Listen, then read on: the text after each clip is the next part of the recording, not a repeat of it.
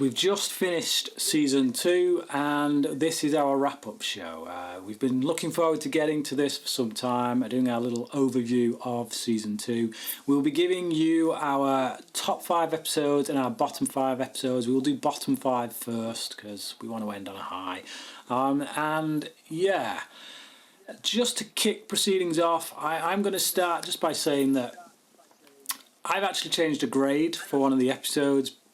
Primarily, like when we do these conversations, we talk about these episodes, often I will change my grade as we're talking because you know, things that Graham says, the perspective he has might make me think about things in a way that I haven't thought before, and I might lower my grade or up it as we're recording. This is one that actually happened after the fact, and that's Irresistible. This is an episode I've loved ever since I've been an X-Files fan, always given it a 5.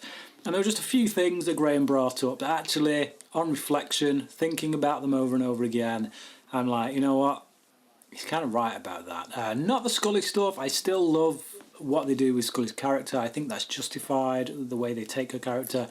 But I do think the character of Donny Faster, the way he's played, it's just a bit too weird. They play him as too much of a weirdo to go unnoticed in society. So for me, yeah, as I watch the episode, I kind of think, I don't really buy that anymore, like the way that I did way back when, which is a shame. So I brought my grade down for that episode to a 4 rather than a 5, which means you won't actually get to see it appear in my top 5, which is quite a shock, because when we started this season, I said it was a definite. Not so. So yeah, Graham, you got any confessions to make in that regard with this season? Absolutely not. My opinions are steadfast and unshakable, Brian. No, unlike yourself, where the grades are how you're going to layer the episodes, I am a little bit more fluid with my opinion, and I judge it not by the score that I gave it, but by looking back at the season and going, I'd like to watch that one, or my goodness, I would not like to sit through that again in the case of something in my bottom 5. So you will find that there'll be a 5-star episode that doesn't even break into my top 5 and will probably infuriate you along the way. Already it's rubbing me the wrong way because I've got the episodes in mind and I'm like, if that's not in your top 5, what is wrong with you? Seriously. But whatever, you know. So do you want to kick us off with your bottom 5, your number 5? Sure, why not? My number 5 is Fresh Bones, the sort of voodoo-centric one. The episode that, again, is rather dull. There's got some really good effects in it. Some of the zombie stuff, or the way it looks, is pretty fun, but then there's just things that just don't make sense at all. Silly things that I just can't get over, like the fact that Mulder and Scully's cars parked in a military place, car park, with all these people watching, and somehow somebody's got under it and spray painted a voodoo sign.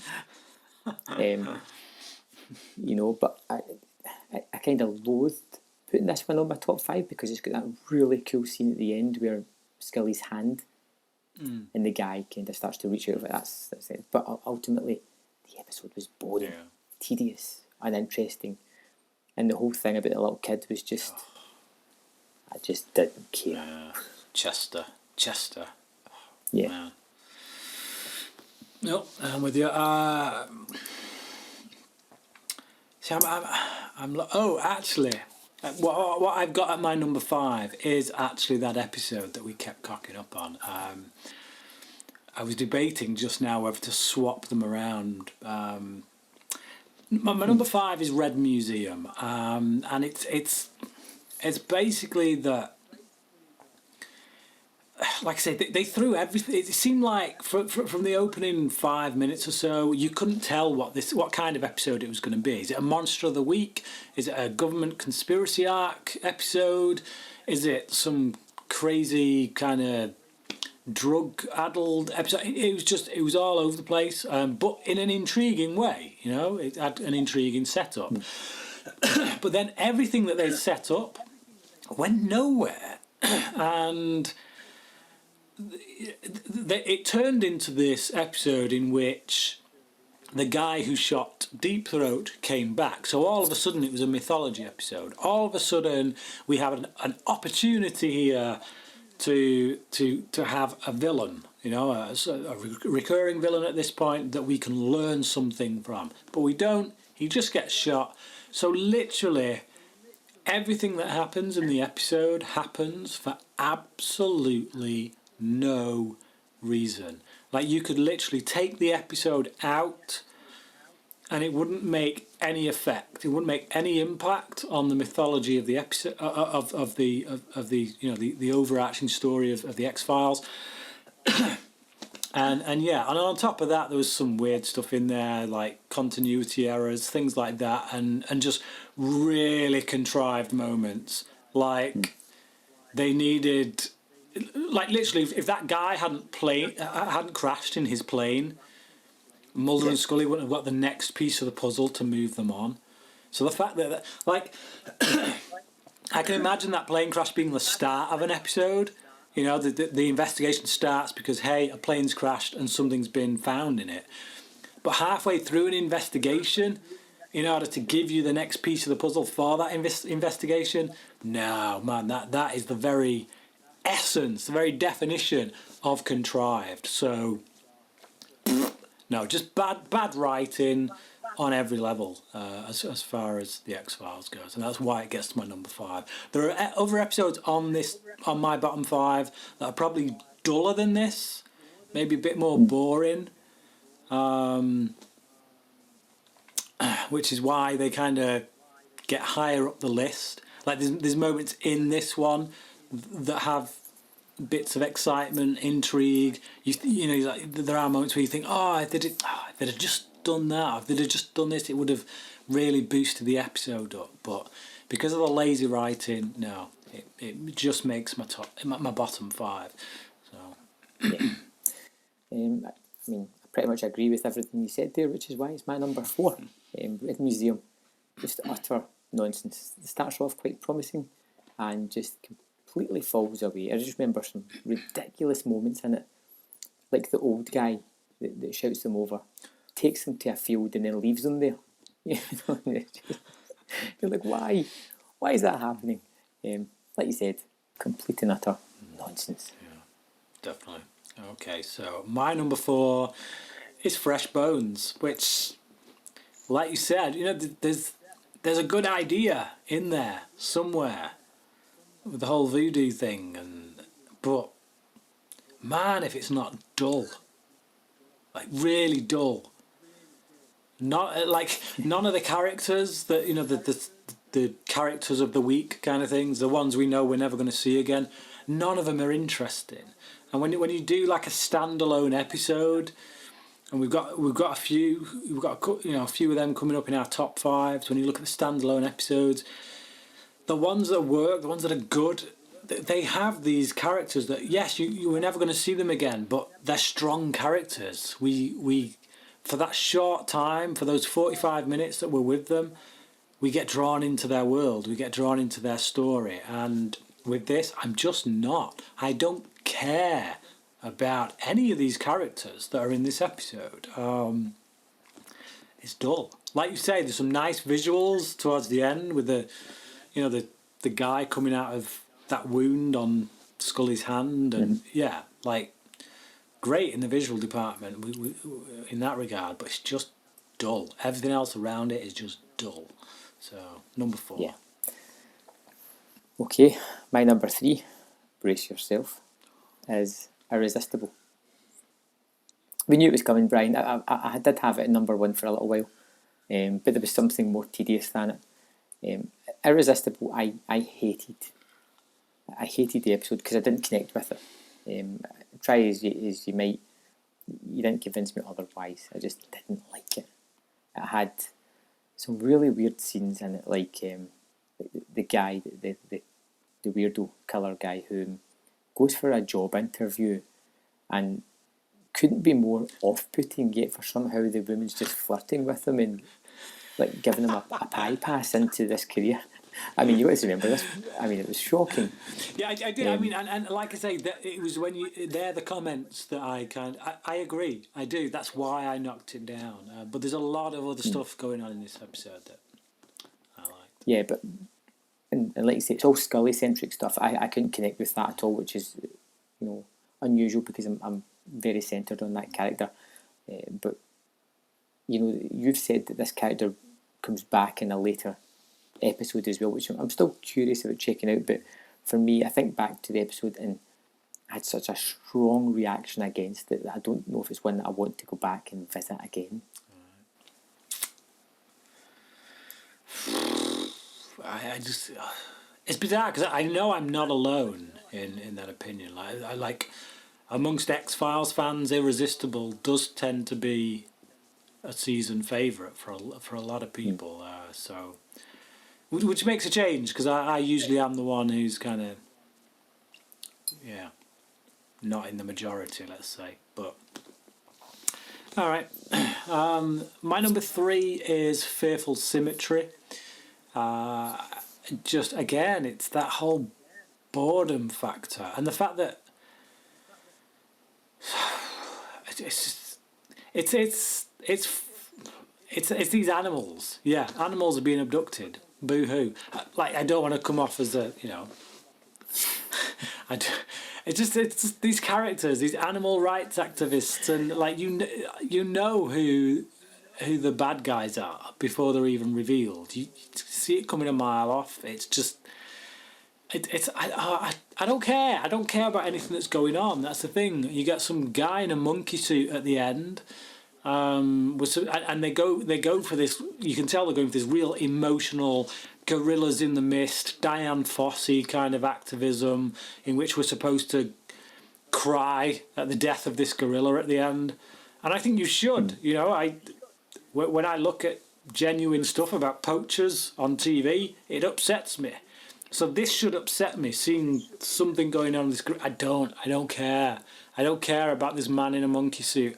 And I don't care about these activists kind of all at each other's throats. And I hate the fact that Scully just kind of gets sidelined at so many points. Just nothing to do. It's one of them episodes we've said recently on one of our podcasts, on one of our reviews. It was Effie Masculata, actually, when when you get a standalone episode, it kind of lives and dies on what you give Mulder and Scully to do when you separate them. If you give them both something to do, then it can work. But when you separate them and one clearly, and it's usually Mulder, gets a lot more to do than the other, then it just dies a death. And this one, again, it's that dullness. It's like you've got fresh bones, you've got Fearful Symmetry, and you're just like, I don't know. It's just, and it just come down to a question of if I was going to open my Blu-ray box set right now and stick one of those 2 episodes on, it had to be one of those 2, I would reluctantly go for Fresh Bones, and that's the only reason that this is higher on the list. Fearful Symmetry, dull as nuts. Yeah, my number 1 and 2 are quite interchangeable. I think my number 2 is Fearful Symmetry as well. It's just so dull. Eco Warriors. This is shocking. Well, the thing is, it's terrible. Like, you loved Darkness Falls. That is Eco Warriors, you know. So like, I wasn't that big on Darkness Falls, but clearly something about that worked for you. So there is a way to do it right and a way to do it wrong, and this clearly is wrong. Yeah, all the characters. I think I said it, and they're all the characters are various degrees of eco warriors. They all want to protect these animals in one way, shape, or form, and they're all horrible people that you just don't like. That was done. You're like, I hope that person wins. I hope that's the person that saves the day. In fact, you actually feel like you want somebody to come and take the animals off these people because they're smothering them more than helping them. You know, you're like, oh, the gorilla died. Thank goodness it's away from that woman. You know, it's just tedious. Yeah. And I think the worst thing I can say about a lot of these episodes in the bottom 5, they were so boring. You know, Irresistible, I had an adverse reaction to it, right? But there was some good things about it, some good images. And that. These were just so dull. Yeah. And we're about to get to the dullest of mine. It's just heavy, isn't it? It's like a slog. It's like a real slog. Yeah. Like you literally, because like when we're watching them for like I take notes, and I watch a scene, I stop it, and I take notes on it. And having to do that with some of these, where you watch the scene and then you stop it, doing it that way, it means that watching an episode like this lasts for like an hour and 15 minutes or longer rather than 45 minutes. Because so it's just, and I know what's coming anyway because I've seen them before, so I'm just like, oh no. So while I'm in the dullness, I'm already thinking about the dullness that's to come, and I'm just, yeah, it is. It's a slug. It's a slog with some of these. So my number 2, which I've got a feeling is going to be your number 1, is Dodd Cam. Yeah. Sorry about that. Just Squandered Potential. That's all I'll say. Squandered Potential. First 15, dare I say 20 minutes, was actually going pretty nicely. This is one that did have characters that I cared about. You know, we had this one guy, was it Trondheim or something like that? He was the one who took them out there. I was like, you know what? I know this is a character we're never going to see again, but I'm kind of on his side. You know, it's his ship. He's taken them out there. Yes, he's done it for money, but you know, a guy's got to make a living. He's been pretty hard done to so far. But then halfway through, they turn him into the villain. It kind of comes out of nowhere, and it's a complete character change that I don't like. He tries instantly to get Scully to try and go against Mulder, and you don't buy it at all. And from that point in the episode, like it literally, like it's kind of like that. It's kind of going up a little bit, and then it dovetails big time. Like these dull ones that we've had. Yeah, they're dull. They're down here, but they keep an even keel of dullness. This one kind of starts above that dullness, but then goes deep underneath it and keeps on going. And then the ending, which I don't buy at all. You know, Mulder and Scully, I'm sorry, they're dead. They are clinically dead. You are not reviving them with this wishy-washy BS theory that Scully has managed to concoct with her science, and they get found when they're literally on death's door. They've passed out because they're literally dying, and yet these soldiers have just enough time to come in, get them on board their helicopter, get them home, then for someone to read Scully's notes and learn how to... No, sorry, not buying. Just like the biggest dovetail of any episode ever. It's just dull. It's beyond dull. Like, yeah. And that brings us nicely into my number 1, the worst episode, the most boring episode, Dodd Cam. You know, and you look at season 2 as a whole. You know, the bad guys. There's aliens. There's monsters. There is people who can alter your perception of reality. Vampires. Mm-hmm. There is cults. There is poltergeist. There is Satan. Satan himself. Yes, there is voodoo people, and you know this is the worst one of all. Slowly aging. Dear Lord, it's and I've never seen an episode with such a drop off. You know, something that's going along so, like, you know, this is quite atmospheric. I quite like it. They've got Norwegian Quint taking these guys on their little trip here, and then boom, it just falls off the cliff into like complete nonsense. And in that final half, we'll say, it's really tedious. We get that awesome sequence of Scully making up the most disgusting liquid that she can to try and keep them sustained. And she has things like Is it some water, some alcohol? I think some juice from like some tuna juice. cans or something like that. Yeah. So she has this stuff that is consumable. This is things that are made to be consumed at some point. And for some reason, she decides to smash open a snow globe and add that to it. And you're like, why? If there's anything out of all those things you've had that aren't going to be good for your body, why would you do that? It's utter crap, right, is what it is. It just loses the plot really, really quickly. And into a finale where at the end you're just like, I really can't wish for this to end. I feel as if I've aged 40 years just watching this. Tedious has a new definition, and that is Dodd Cam. Definitely. And there's only one reason why it didn't make my number one.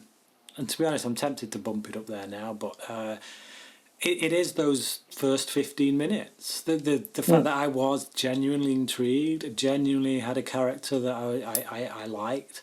There's a few nice foreshadowing moments. The bit with Mulder kind of throwing up over the, how that played into the dehydration later on. There's some well thought out moments, but it just dropped the ball so big halfway through. But yeah. That's the only reason it isn't a number one. The one that is a number one for me is Excelsis Day. And that is because not only is this dull, but it is depressingly dull. The subject matter, old people in a home where they're supposed to be looked after and they're kind of not really treated all that well, and it's miserable.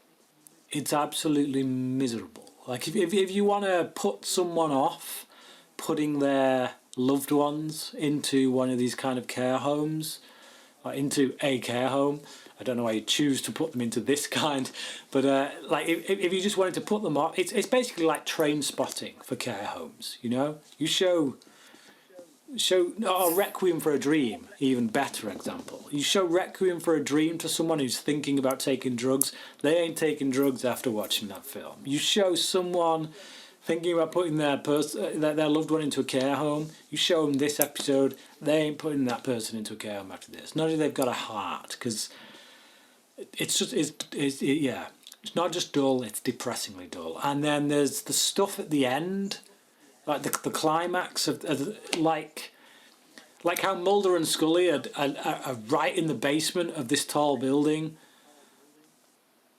and yet they hear some commotion going on, like way upstairs, and then it's just you don't know what's going on. It's like somebody gets dragged down a corridor. You're not quite clear who or why or how they got taken out. There's this thing with the fungus down in the basement where they find a body and we're not even sure whose body it is. Like both you and I, we had a conversation during that episode where we're like, who is that? Who was that who was buried? I still don't know to this day. It's just, it's not very well choreographed. Whatever the information that comes through, it's not entirely sure what's going on. What's causing these ghosts to come back? We kind of got a sense of that, but also it's causing these old patients to be able to move faster or maybe even jump out of their bodies. I don't know, because it's just not clear. It's just there's so much about the episode that is badly handled in that department, where it just felt like more could have done with being cleared up. And when you're trying to figure out this stuff whilst also being bored and depressed, that does not make a good combination.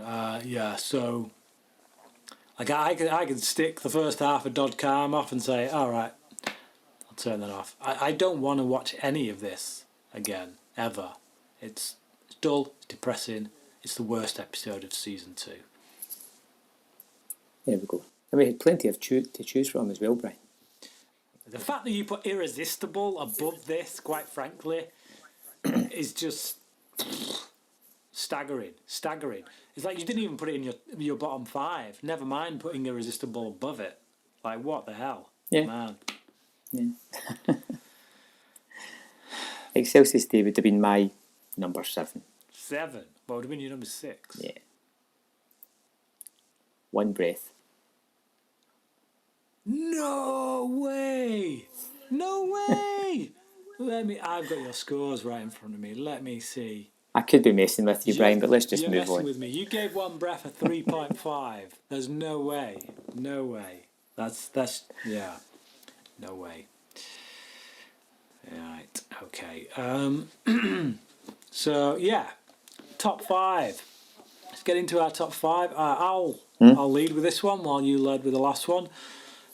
Sure. Okay. Like I say, pains me not to put Irresistible on this. I will say up front, I am going to cheat at some point during this. I am. I have no choice. And I've probably already blown my wad by saying that, but let's just get into it. Okay, so my number 5 is Sleepless. So this is an episode with Tony Todd as the villain of the week. He plays this guy who basically doesn't need to sleep, but as a result of not sleeping for goodness knows how many years, it's caused him to be able to project images into people's minds. And he's going round wiping out his old team, his old unit, military unit, as a way of penance, really, of punishing them for what they all did together when they were back in Vietnam. And yeah, it's a good episode. We get the introduction of Krycek in this. It's nice seeing the dynamic between Mulder and Krycek, the way that Mulder kind of plays with him, kind of ditches him at one point,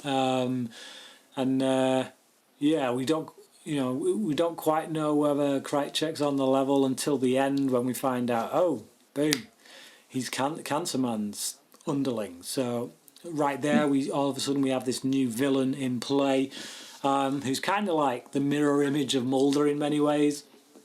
And Tony Todd's character I also really liked. I liked his performance. I loved some of the guest star performances as well. That guy who was like proper, the one who worked in the cafe, who was like really edgy and twitchy, like genuinely looked like he hadn't slept for 20 years. It was just a well-written, well-directed episode, I think. Very solid, strong stuff. Okay, so when I think back to my 5 favourite episodes, it may not be the best episodes of the season, but it's the ones that I had the most fun with, and the ones that I would like to rewatch again. Saying that, my number 5 is Our Town. I had so much fun with this episode. No, yes, Brian. No. Accept it. Yes. Dude, number 5.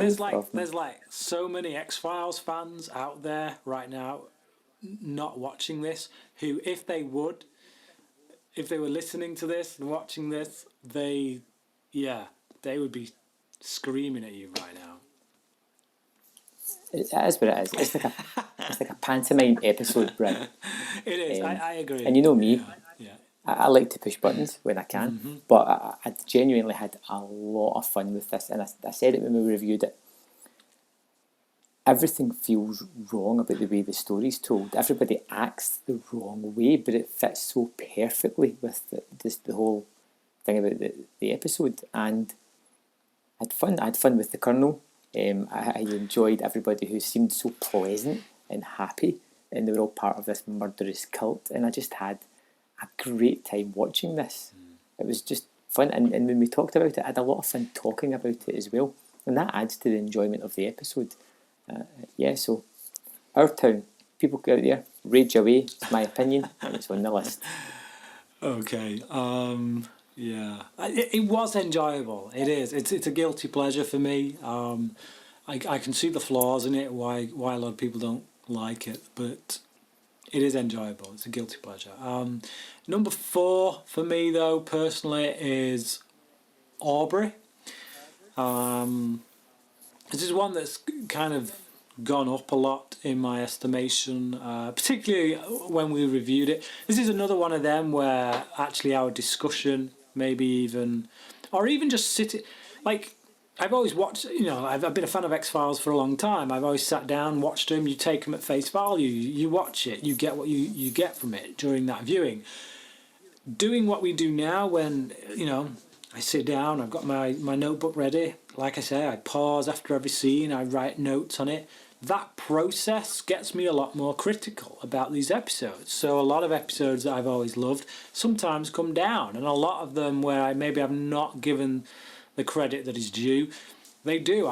They go up, and it's in that process of writing those notes on it, talking about it with you, that this episode really did go up. Like there's literally just a couple of moments that stopped it being a perfect 5, and that was the fake.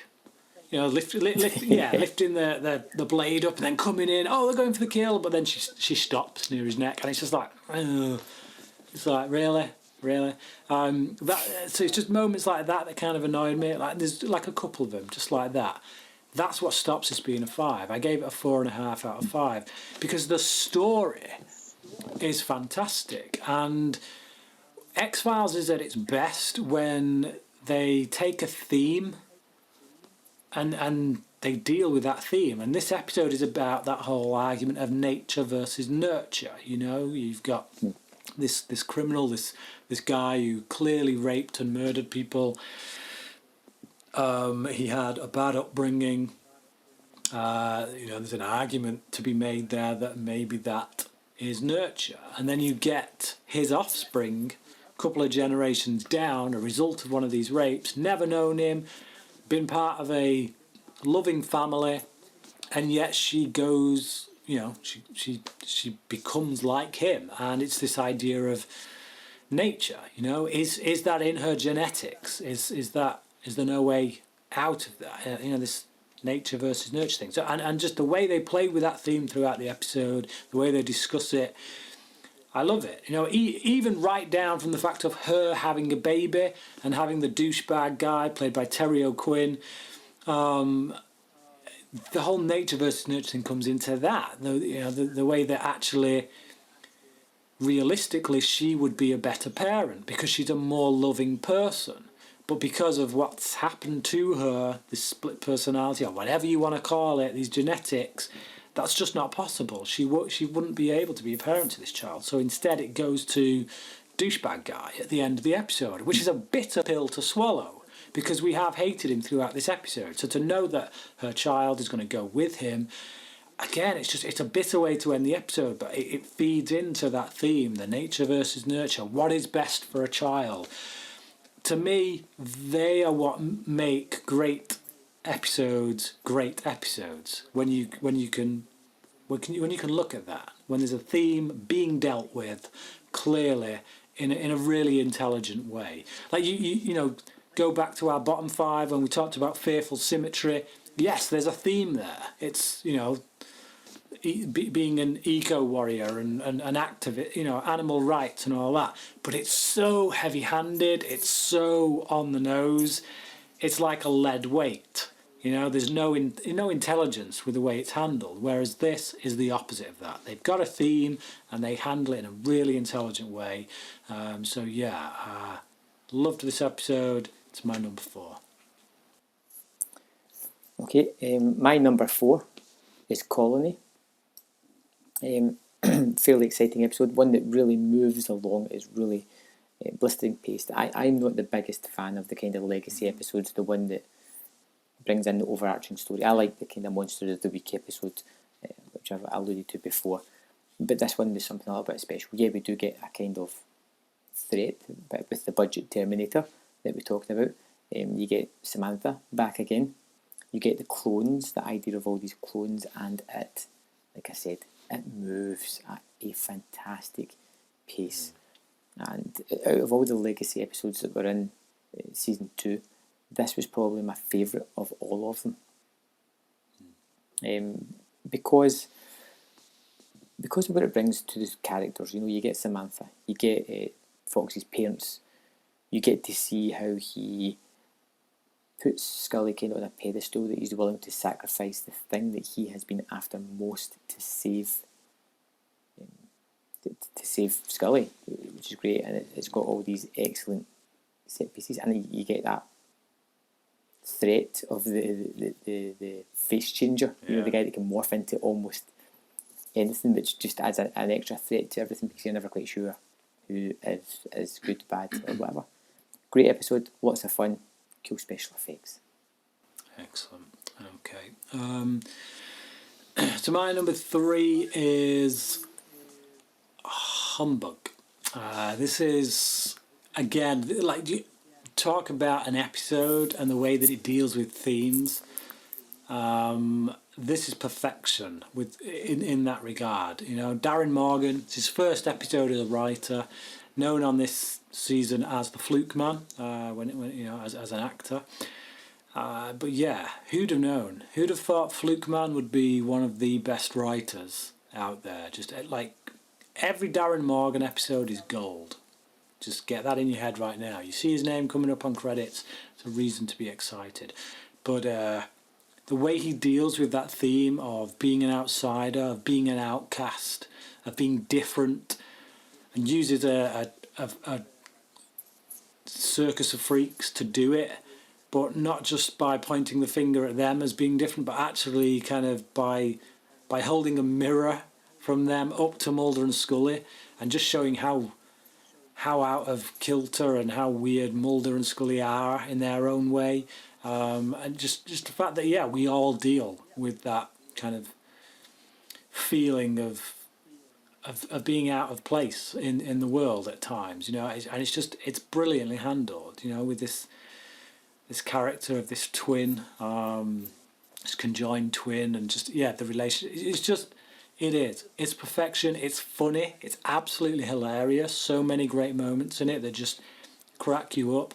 And it, again, the pace as well, really fast. A lot of playing with your expectations, like in the opening, you know, the first victim. We see things from his perspective. He comes in, we think he's going to attack this child, and actually he's the father, and then he gets attacked, and it's like the monster of the week has just been attacked by a monster of the week, and it's just, yeah, right from that opening scene. The episode sets out its stall, where you just don't know what to expect. All the characters, all these characters that we get in this episode, you know, like I said before, you get, going back to Fearful Symmetry, when you get characters in an episode that you know you're never going to see again, and you don't care about them, it kills that episode. Every character in this, I'm like, they're either comic genius, or they actually have quite a touching story, and you care for them. And it's just, to do that with characters in such a short space of time, you know, in a 45-minute episode, when we've already got Mulder and Scully to deal with as well, it's quite something. It's quite an achievement. Yeah, I can't overestimate how good Darren Morgan is as a writer on this show. So yeah, Humbug is my number 3. Okay. My number 3 is The Host. This was one episode.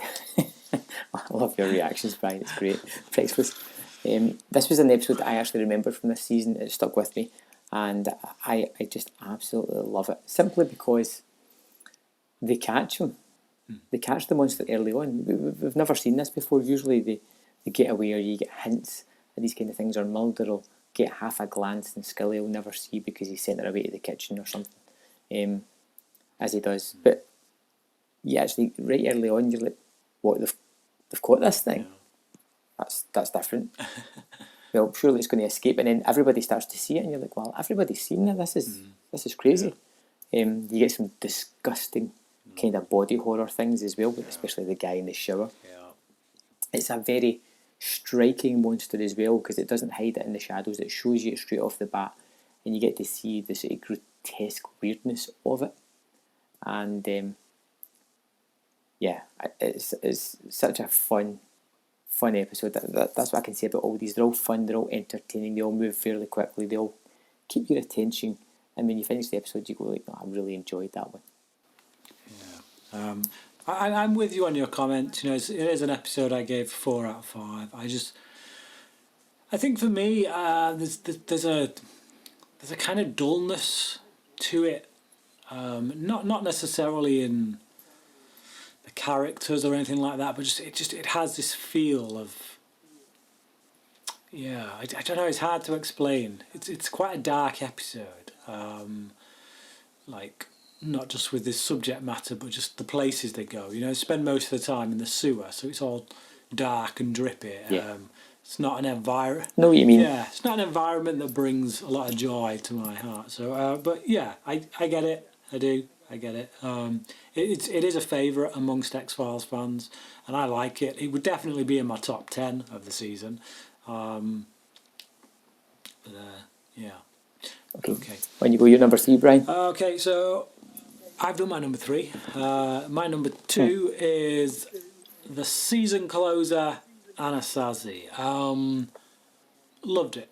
Just I am the opposite to you. I love standalone episodes, but they can be pretty hit and miss. For every great one, there is a bit of a poor one. Whereas for me, the mythology stuff, certainly in the first few seasons, like debatable as we get later on, but in the first few seasons, it always takes it up a notch. They're always better written. They're always better directed. The character stuff in them is always much more personal. We really get to delve into Mulder and Scully's personal lives and how it pertains to the X-Files, the investigations, the impacts that it has, that the X-Files has on their lives in a personal way. I always feel there's much more at stake. There's much more going on in these episodes that is going to have repercussions later. And for me, that always grabbed me. It always grabbed me more. And as I said in Anasazi, these episodes, these mythology episodes, they were always released on video as they were put together, 2-parters and 3-parters. They were put together, released as feature films. And I think watching them in that way as an X-Files fan, it made you feel like you were watching a movie. Suddenly your favourite TV show had become movies. Admittedly, they're just episodes strung together. But because of how much more effort they seem to put into these episodes, it felt like you were watching a movie. And I just thought this episode has got everything. It's got all the intrigue, all the questions that are brought up with the Navajo language stuff, vaccination, all that kind of merchandise, the tie with Scully, the tie between Cancer Man and Mulder's dad getting killed by Krychek of all people, who comes back. It's just 2 really great fight scenes that just come out of the blue. It's just, it's great. It's really brilliantly handled. Scully gets a lot to do, which is always a bonus. She saves Mulder. It's just, I don't know how this couldn't be in somebody's top 5 for season 2. And you gave it a 5, and like you said at the start, episodes that you gave a 5 won't be making it into the list and things, but it's just this is just a fantastic episode, absolutely fantastic. So okay, Brian, strap yourself in. My number 2 is Die Hand der Welt. I thought this was going to be your number 1. I had a sneaking suspicion it was going to be number 1. But it was, and is extremely close. I would put both these episodes on even keel. Toss of the coin. Maybe if I had more time to think about it, it possibly would be up there. But they're battling the devil, and it's not silly. No, it's not as ridiculous as it sounds, and I could go into all the different factions as to why I like this and why I didn't, but they've got the episode that we recorded for that. What I will say is the standout scene in this entire season for me is when the young girl is telling her tale. Yeah, Absolutely. The daughter. Yeah. It's like not just And, a standout scene in the episode, but one of the standout scenes of the season, to be honest. Yeah. Yeah, that's what I just said, Brian. Yeah, I must have zoned out when he said that. Sorry, man. Sorry. Yeah, so like I said, it's the standout scene of the season, and you know, if anybody was wondering why I put that on my list, I would show them that. I mean, there's so many other things, but we talked about that during the episode. This was just so much fun, and it felt extremely playful, which I did enjoy as well. Yeah, great episode. So let me ask you one question, Brian. What is your single favourite episode, that one episode that you love, the one episode above all others that is your favourite one episode of this season? My favourite episode is the two-parter Colony and Endgame. Look,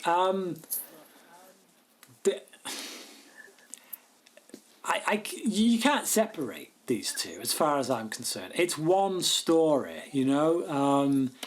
Like I say, when you watch these back to back, it's just, it does feel like an X-Files movie. You know, when you watch it, this is one of the ones I watched most way back when I had that video of you know, because they take out all the credits, they edit them together as a movie. It is the production design on it, the way they're, you know, that submarine at the end, just that alone is impressive. But every step of the way, the pacing is brilliant throughout. There's no weak links in it. You know, for me personally, I mean, I know you gave Endgame a 4.5 rather than a 5. It's just like, and even you said during that you didn't really know why. You just felt there was a little bit of a drop, but you couldn't quite explain it. To me, it's a perfect story. You can't have one without the other. You know, it's not like you can just say Colony is this self-contained thing. Everything's left hanging, and it's all picked up in that set. It's one long movie as far as I'm concerned, split into 2 episodes. If you have one, you have to have the other. So, and for me, it's just.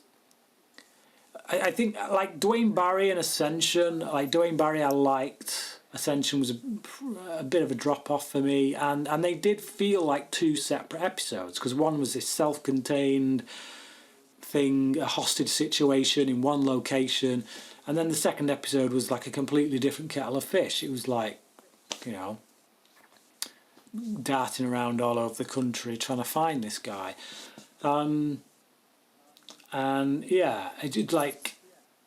I got hooked into that mythology aspect from Dwayne Barry and Ascension, but this Colony Endgame, that was the first kind of point in season 2 where, boom, the mythology stuff just literally became my favourite thing about the show.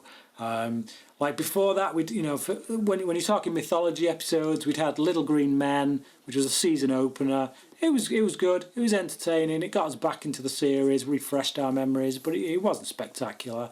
Then we had Dwayne Barry and Ascension, which I've just mentioned. We had One Breath, which I kind of liked, but I can understand why somebody wouldn't. It is a bit all over the place, but there's so many great scenes in it.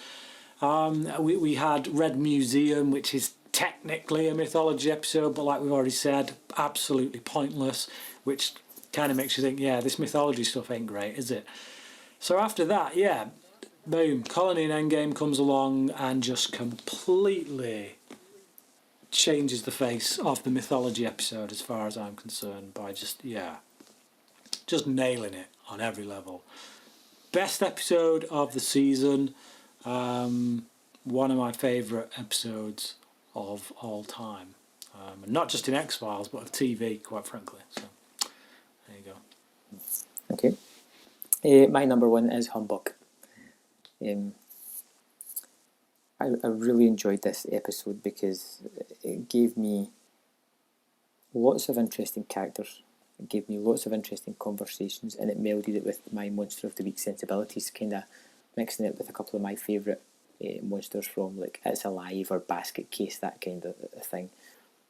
But it wasn't just a monster movie. It wasn't just a monster of the week episode. It created, like you said, a social commentary about it. You know, that people aren't the way they look, you know, or how they are perceived, and it gave you not just one perception of that. It gave you several. You had the sort of dwarf guy who ran the caravan park, who was very articulate and loquacious, and it was always great to hear him speak. You had the guy who had his brother attached to him, who kind of drank his sorrows away. You had other people as well who were, you know, you had the one guy who was all kind of melted almost, it looked like. It never really showed you his face or that, but he was someone who played on that by creating these tales with his voice and creating the mystery and then pulling the rug from under your feet.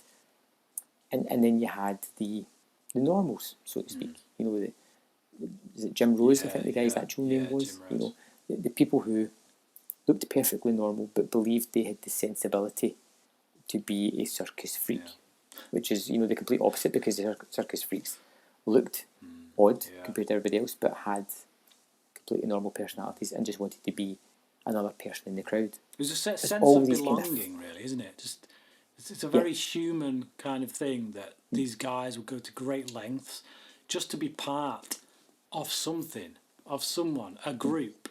But those two guys were the weirdest of everybody else that was on camera. You know, and then, like you said, these humour moments in it that were so funny. It really just raised the episode a cut above. You know, it was a fantastic episode, one that I really, really enjoyed watching. And you know, if I had to go back to it, depending on what mood I was in, it would either be Humbug or The Hand of Release. Both exceptional episodes, but for my list, Humbug is my number one. A totally understandable choice. Like you know, as I've said, from the standalone episodes, it was my favourite as well. It is cracking. I wouldn't begrudge anyone putting this over my number 1 and 2, because I understand it. I get it. I get why. It's brilliantly written. Possibly the best written episode of the season. Those mythology episodes, because of the more personal angle with Mulder and Scully, they pull me in a bit, just a bit more. But can't fault you. Yeah, but that's your thing. The monster's mind. The mythology's yours. Absolutely. Nothing wrong with that at all. So that is our bottom 5, top 5. Let's just look at the season average. Now, when we did our wrap-up show of season 1, we kind of, I totted up all of our grades that we gave the individual episodes and gave an overall season average for us. Now, season 1, you gave, I gave a 3.1 average. So when season 1 averaged out, I gave it a 3.1. You gave it a 2.9. Now, right, based on how you feel about season 2, your memories of it, you know, as fresh as they are, would you imagine that you gave season 2 a higher grade or a lower grade? I feel that it probably gets a higher grade, but it deserves a lower grade. Okay, go on, explain that. I feel as if there was more exceptional episodes in season 1. If I was to do a top 5 of the 2 seasons, I think that my top 2 episodes from season 1 would be the top 2 episodes again. Yeah. You know, easily Beyond the Sea and Ice. Fantastic episodes. I think there was more banal and boring episodes in season 2. More playing it safe. More ones that didn't. Well, in season 1, I was antagonised by episodes more often than not. So I either loved it or I hated it. But it got a reaction. You know, here in this one, I either enjoyed it or it was boring. Okay. You know, couldn't even muster the hatred for an episode. So I feel as if season 1 took more chances and we were rewarded by more episodes that I think are going to be renowned even further as the seasons go on. I think so. So that's my rationale behind that crazy logic. Okay.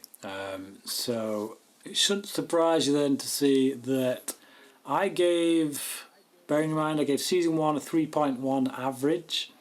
I gave season 2 a 3.7 average. So overall my grade for season 2 is 3.7. Yours, bearing in mind you gave season 1 a 2.9, yours is 3.5. So there you go.